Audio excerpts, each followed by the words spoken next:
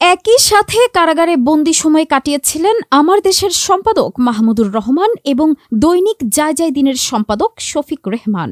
মাহমুদুর রহমানের সাথে জেলখানায় কাটানো সময়গুলোকে নিয়ে স্মৃতিচারণমূলক একটি লেখা লিখেছেন শফিক রেহমান। সেই লেখায় উঠে এসেছে তাদের কারা জীবনের অনেক ঘটনা। সেসব ঘটনাই থাকছে আজকে আমাদের এই আয়োজনে। তিনি লিখেন, সময়টা ছিল 2016-এর জুনের মাঝামাঝি। তখন রমজান শুরু হয়ে গিয়েছিল। আদালতে আপিলের পর আমি ঢাকা সেন্ট্রাল জেলের ভেতরে উঁচু প্রাচীর দিয়ে ঘেরা আরেকটি জেলে স্থানান্তরিত হয়েছিলাম। সেন্ট্রাল জেলের মেডিকেল ওয়ার্ড থেকে ডিভিশন পাওয়া বন্দীদের জন্য এই মিনি জেলের নাম ছিল চম্পাকুলি। এখান থেকে বের হওয়ার একটি দরজায় সবসময় অন্তত একজন প্রহরী থাকত। এরই মধ্যে জানলাম গোটা জেলের সুয়ারেস বা নর্দমা প্রণালী আর রান্না, খাওয়া ও গোসলের পানির লাইন মাটির নিচে বিভিন্ন স্থানে মিলেমিশে একাকার হয়ে গিয়েছিল। এই সংবাদ বিভিন্ন পত্রিকায় প্রকাশিত হওয়ায় ঢাকা সেন্ট্রাল জেল থেকে সব বন্দীকে কেরানীগঞ্জে নতুন বানানো জেলে অথবা কাশিমপুরের 4টি জেলে একটি নারী ও অপর 3টি পুরুষ বন্দীদের জন্য দ্রুত পাঠানোর ব্যবস্থা করা হয়। আমাকে কাশিমপুর জেলে পাঠানো হয়। এর আগে আমি ছিলাম কাশিমপুর জেলের সলিটারি কনফাইনমেন্ট বা নির্জন কারাবাসে। এবার আমাকে বদলি করা হলো কাশিমপুর জেলে ডিভিশনপ্রাপ্ত ভবনে, যার নাম সুরমা। আমাকে নেওয়া হলো সুরমার দোতলায় একটি বড় ঘরে, যেখানে 8 বন্দী থাকতে পারতেন। কিন্তু দেখলাম সেখানে আছেন মাত্র একজন, যার নাম ছিল শফিউদ্দিন। সম্ভবত তিনি কাজ করতেন একটি ব্যাংকের উঁচু পদে। আওয়ামী সরকারের ব্যাংক লুটের কারসাজিতে তাকে অন্যতম অপরাধী করে সেখানে রাখা হয়েছিল। মধ্যবয়সী এই বন্দী ব্যাংকার আনন্দিত হলেন আমাকে দেখে। ভাবলেন, যাক, একজন সঙ্গী পাওয়া যাবে কথা বলার জন্য। আমি সেই ঘরে যখন কিভাবে গুছিয়ে থাকবো ভাবছি, তখন হঠাৎ এসে হাজির হলেন মাহমুদুর রহমান। এখন থেকে তাকে মাহমুদ বলেই লিখব। তিনি সেখানে এসে বললেন, এখানে কেন আপনি থাকবেন? আপনি এখানে গোছগাছ করবেন না। আপনি থাকবেন তেতলায়, আমার পাশের রুমে। এখনই চলুন আমার সঙ্গে উপরে। ঘরের বাইরের বারান্দায় উপস্থিত থাকা জেল পুলিশদের আদেশের স্বরে বললেন, তার সব বই, লাগেজ আর পানির বোতলগুলো ওপরের তলায় আমার পাশের ঘরে নিয়ে দেন। জেল সুপারকে আপনাদের বলতে হবে না, আমিই তাকে বলে দেব। বুঝলাম কাশিমপুরে মাহমুদের প্রতিপত্তি আছে, তাই কমান্ড করতে পারলেন জেল সুপারের অনুমতি চাওয়ার আগেই। দেখলাম কিছুটা সব হয়ে জেল পুলিশগুলো আদেশ মেনে আমার লাগেজ, বই ও পানির বোতলগুলো ওপরের তলায় নেওয়া শুরু করল। শফিউদ্দিনকে গুড বাই বলে আমি ওপরের তলায় গেলাম। দেখলাম 3 তলায় মাহমুদের বড় রুম, যেখানে ঠিক মাঝখানে রাখা তার সিঙ্গেল বেড। একদিকের দেয়ালে তারই খরচে বানানো শেলফে বহু বই, যার বেশিরভাগই হচ্ছে ক্রিমিনাল আইনের উপর। জানালার পাশে তার চেয়ার ও টেবিল। আরেক দেয়ালের পাশে তারই খরচে বানানো আলনা, সেখানে পরিপাটিভাবে ঝুলছে তার সব জামা কাপড়। জেলখানায় কোনো আলমারি না থাকায় মাহমুদ স্বপ্রণোদিত হয়ে আলনার ব্যবস্থা করেছিলেন। আরেক দিকের দেয়ালে ঝোলানো অনেকগুলো কলা।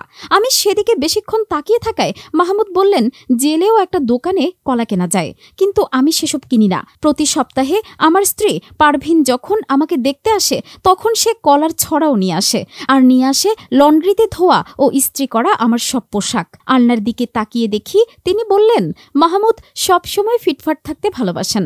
আমার মনে পড়ল সাজানো মামলায় মৃত্যুদণ্ডপ্রাপ্ত রাজনৈতিক নেতা সালাউদ্দিন কাদের চৌধুরীকে যখন তিনি রিমান্ড ও জেলে ছিলেন, তখন তিনি জেলের খাওয়া খেতেন না। ফজলুর রহমান নামে জনৈক পুলিশ অফিসার আমাকে বলেছিলেন, সালাউদ্দিন কাদের চৌধুরী ডিবি অফিসে রিমান্ডে থাকার সময়ে প্রথম 2 দিন শুধু পেয়ারা খেয়ে থেকেছেন, কারণ তিনি হয়তো ভয় করতেন কয়েকদিনের খাবারের মধ্যে স্লো পয়জনিং বা বিষাক্ত পদার্থ প্রয়োগে অপমৃত্যুর ব্যবস্থা করা হতে পারে। সাকা চৌধুরীর মৃত্যু অবশ্য স্লো পয়জনিংয়ে করা হয়নি। ঢাকা সেন্ট্রাল জেলে ফাঁসিতে তার মৃত্যুদণ্ড কার্যকর হয়েছিল। পরবর্তীকালে শুনেছি ম্যাডাম খালেদা জিয়াও জেলে স্লো পয়জনিং বিষয়ে সতর্ক থাকলেও তার কিডনি ও লিভারে অসুস্থতা দেখা দেয় এবং সেই অসুখ তার এখনও আছে। সেই সময়ে প্রধানমন্ত্রী, যিনি এখন খুনি হাসিনা নামে সুপরিচিত ও চিরপরিচিত থাকবেন, তিনি এই বিষয়ে কটাক্ষ করেছিলেন। যেহেতু আমি মৃত্যুদণ্ডের বিরোধী, সেহেতু আমি বারবার প্রকাশ্যে বলেছি, খুনি হাসিনার মৃত্যুদণ্ড হওয়া উচিত নয়, তাকে বেঁচে থাকতে দিতে হবে। তবে তার একটি শাস্তি হতে হবে, গুমুত মেশানো সুয়ারেজের পানির সঙ্গে খাবার পানি মিশিয়ে খেতে দেওয়া। ধারণা করি দুর্গন্ধেই সেই পানি তিনি খাবেন না। না, তখন তাকে বিশুদ্ধ পানি দেওয়া যেতে পারে। কিন্তু তিনি হয়তো বুঝবেন বহু বন্দী কেন জেলের পানি বা খাবার খেতে ভীত থাকেন। আমি নিজে খেতাম আমার বাড়ি থেকে আনা দেশি মিনারেল ওয়াটার, আর আমার সহবন্দী বিএনপি নেতা রুহুল কবির রিজভী খেতেন বিদেশি মিনারেল ওয়াটার এভিয়া, যেটা বোতলজাত হয় ফ্রান্সে আলপস পাহাড়ের বরফ থেকে। যেহেতু এরশাদ আমলে রিজভী পায়ে এবং পেটে গুলিবিদ্ধ হয়েছিলেন, তাই খাবার পানির বিশুদ্ধতার বিষয়ে ডাক্তারের উপদেশে তাকে এভিয়া খেতে হতো। শুধু খাওয়াই নয়, তিনি যে কাঁটা চামচ, প্লেট, গ্লাস, পেয়ালায় খেতেন সেসবই এভিয়া দিয়ে আগে ধুয়ে নিতেন। এতে তার খরচ হতো অনেক। প্রসঙ্গত বলে রাখি, তেতলায় এই জেলে আমার খাবারের একটি মেস চালাতেন মাহমুদ। সেখানে আমি, মাহমুদ, রিজভী ও শফিউদ্দিন খেতাম। তবে আমার খাবার বেশিরভাগই নিয়ে আসতো আমার স্ত্রী তালেয়া তার সাপ্তাহিক ভিজিটে। বাকিটুকু খাওয়া আমি সারতাম বিভিন্ন ফল খেয়ে। মাহমুদ গোছানো, পরিপাটি, পরিচ্ছন্ন মানুষ, তাই তিনি জেলারের অনুমতি নিয়ে একটি ফ্রিজার এনেছিলেন তেতলায়। সেখানেই থাকতো মাহমুদের ভিজিটরদের আনা মাছ, মাংস প্রভৃতি। আর তালেয়া আমাকে এনে দিয়েছিল একটি ফ্রিজ, যেখানে আমার সাপ্তাহিক খাবারগুলো থাকতো।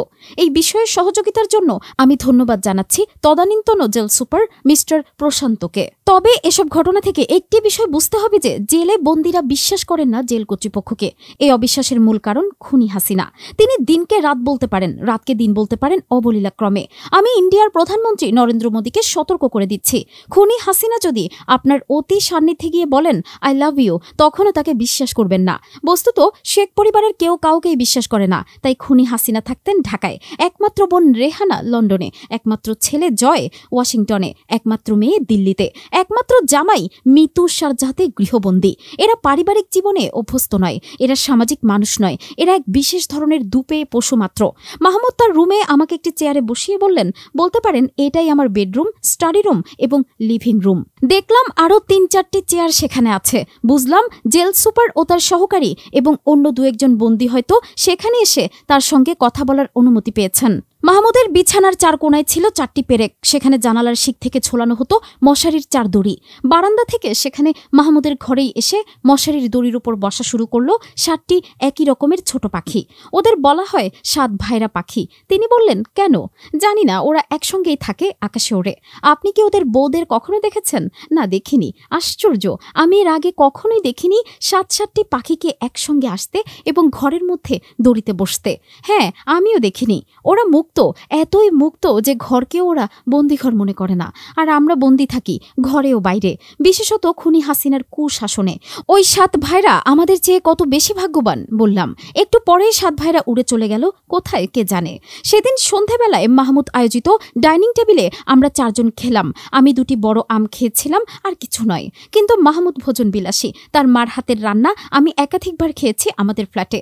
তখনই বুঝেছিলাম মাহমুদের ভ্রমণপ্রিয়তার বিষয়টি। মাহমুদের এত বই দেখে জানতে চেয়েছিলাম তিনি এত পড়ার সময় পেলেন কিভাবে। তিনি হেসে বলেছিলেন, আপনারা অল্প বয়সে বিয়ে করেছিলেন, সংসার শুরু করেছিলেন, তাই হয়তো পড়ার সময় পাননি। আমি মধ্য 30-এ বিয়ে করেছিলাম। পরীক্ষায় পাশের পর থেকে আমি অন্তত 10-12 বছর সময় পেয়েছিলাম বই পড়তে। আপনার এখানে শেলফে সবচেয়ে বেশি ক্রিমিনাল আইনের বই, এর কারণ? আমি জানতে চাইলাম। কারণ আর কিছুই নয়, কারণ আমার বিরুদ্ধে যেসব ফৌজদারি মামলা করা হয়েছে সেসবের বিরুদ্ধে আমিই লড়ছি, কোনো উকিল নিয়োগ করিনি। আমি যেসব উকিলের সঙ্গে আলোচনা করেছি তাতে বুঝেছি তারা কম বই পড়েন, অথচ ওকালতিতে অবিরাম বই পড়তেই হবে। যদি জানতে চান যে অপরাধে আপনার বিরুদ্ধে যেসব মামলা করা হয়েছে সেই ধরনের মামলায় বিদেশে কি শুনানি ও রায় হয়েছিল, অর্থাৎ এই ধরনের মামলার প্রেসিডেন্সগুলো, আমি তাই বিদেশের মামলার বিবরণগুলো খুঁটিয়ে পড়ি, লাল নীল সবুজ পেজ মার্ক করি এবং সংশ্লিষ্ট বইগুলো আদালতে নিয়ে যাই। তার আগেই আমি আমার বক্তব্য বুকলেট আকারে ছাপিয়ে নিই এবং আদালতে শুনানির সময়ে আমার সমর্থকরা সেসব উপস্থিত সাংবাদিকদের মধ্যে বিলি করে দেন। এর ফলে কোনো পত্রিকাই আমার বক্তব্য বিকৃতভাবে ছাপাতে পারে না। ওদের জন্য আমি একটা মহা প্রবলেম। হাসি ভরা মুখে মাহমুদ বললেন, আপনি মহা প্রবলেম নন, ওদের কারো কারো ভাষায় আপনি বাইচান্স সম্পাদক। ওরা এখন জানছে আপনি শুধু বুয়েটে কৃতিত্বের সঙ্গে পাশ করা একজন ইঞ্জিনিয়ারই শুধু নন, আপনি সিরামিক শিল্প বিশেষজ্ঞ ও ব্যবসায়ী এবং এখন বাংলাদেশের অন্যতম সেরা ফৌজদারি আইন বিশারদ। ওরা জানে আপনি ইচ্ছে করলেই পত্রিকা সম্পাদনার ঝুঁকিপূর্ণ কাজ ছেড়ে সিরামিক শিল্পে ফিরে যেতে পারবেন অথবা আদালতে আইন পেশা শুরু করতে পারবেন। ফ্যাক্ট ইজ, বাংলাদেশের অধিকাংশ সম্পাদক ও সাংবাদিকদের এই মোবিলিটি অব এমপ্লয়মেন্ট নেই, তাই তারা অনেক ক্ষেত্রে ক্ষেত্রেই বাধ্য হন বিবেকের বিরুদ্ধে দালালি করতে। যেমন ধরুন, একজন কমিউনিস্ট নেতা হতে পারেন, একজন ক্যাপিটালিস্টের দৈনিক পত্রিকার সম্পাদক, এবং এত বড় অনৈতিকতার পরে প্রচার করতে পারেন নৈতিকতা, আদর্শ, দেশপ্রেম ইত্যাদি। এসবই ভণ্ডামি। তাই আপনার নতুন পর্যায়ে প্রকাশিতব্য দৈনিক আমার দেশ পত্রিকা ভবিষ্যৎ প্রজন্মের সাংবাদিকদের জন্য নতুন পথের দিক নির্দেশনা দেবে বলে আমি আশা করি। আমি বিশ্বাস করি আপনি তাদের বলবেন একাধিক গুণে গুণী হবার জন্য আমার দেশের দালালি না করে অন্য পত্রিকায় অথবা অন্য পেশায় যাবার যোগ্যতাও যেন তারা অর্জন করে। এরপর প্রসঙ্গ পাল্টিয়ে আমি তাকে প্রশ্ন করলাম, আপনি এত বই নিয়ে যান কি করে? প্রশ্নটি করলাম এই জন্য যে প্রিজন ভ্যান বা জেলের গাড়ি আপনারা দেখেন, তখন লক্ষ্য করবেন ওই ভ্যানের মধ্যে বসার উপযুক্ত স্থান নেই, বরং ঠিক মাঝখানে থাকে স্পেয়ার চাকাসমূহ। ফলে বন্দীরা ভ্যানের ছাদের নিচে ছোট জানালার শিক ধরে থাকতে বাধ্য হন। মাহমুদ সেটা করতেন না। তিনি নিজেই নির্দেশ দিয়ে বানিয়ে নিয়েছিলেন একটি ভারী চেয়ার। যেদিন তাকে শুনানির জন্য আদালতে যেতে হতো, সেদিন ভোরে তার সেই চেয়ার প্রিজন ভ্যানে জেল পুলিশরা রেখে দিত, আর মাহমুদ অনেকগুলো বই হাতে ভ্যানে উঠতেন। মাহমুদের ব্যক্তি স্বাতন্ত্র্য আমি বহুভাবে কাছ থেকে দেখেছি কাশিমপুরে সুরমা জেলে।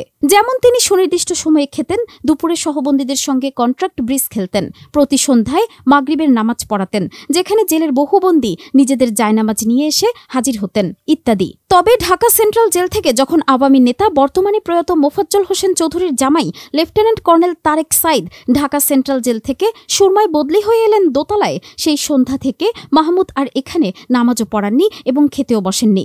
কারণ নারায়ণগঞ্জ 7 মার্ডারে লেফটেন্যান্ট কর্নেল তারেক সাইদ অভিযুক্ত হয়ে জেলবন্দী ছিলেন। চম্পাকুলিতে তার সঙ্গে কয়েকবার আমার আলাপচারিতা হয়েছিল। এখানে বলা উচিত, নারায়ণগঞ্জে 7টি খুন হয়। সেই ঘটনায় 11 জন খুন হয়েছিল। যে 2 মাঝি খুনি সেনা পুলিশদের নিয়ে গিয়েছিল 7 ব্যক্তিকে হত্যার হুকুম কার্যকরের জন্য, সেই 2 মাঝি এবং সেই ভোর সকালে মাছ ধরারত 2 জন জেলেকেও হত্যা করা হয়েছিল যেন 7 মার্ডারের কোনো সাক্ষী না থাকে। সুতরাং নারায়ণগঞ্জ 7 মার্ডারকে বলা উচিত নারায়ণগঞ্জের 11 মার্ডার। আমি কর্নেল তারেকের কাছে জানতে চেয়েছিলাম কোন ব্যক্তির হুকুমে ওই হত্যাগুলো করা হয়েছিল। তিনি বলেছিলেন ওপরের নির্দেশে, এবং তার নাম বলা যাবে না।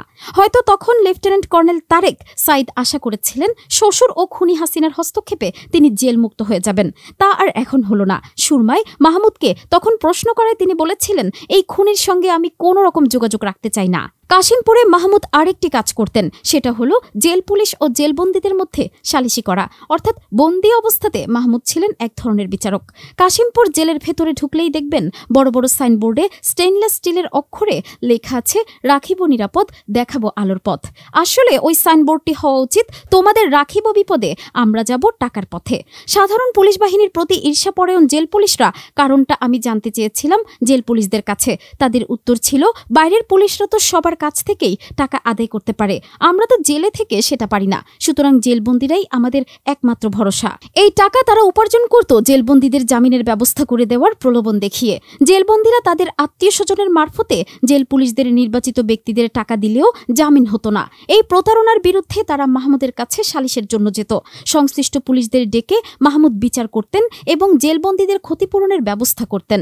মাহমুদের এই সুখ্যাতি অন্যান্য জেলবন্দীদের কাছেও পৌঁছে গিয়েছিল এবং কাশিমপুর থেকেই তিনি এই ধরনের সমস্যার সমাধান করতেন।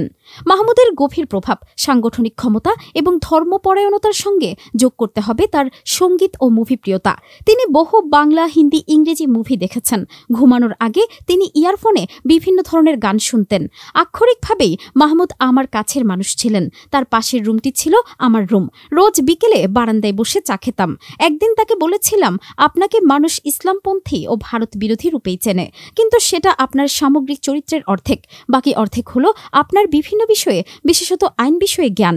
এটা আপনার জানানো উচিত। মাহমুদ শুধু হেসেছিলেন।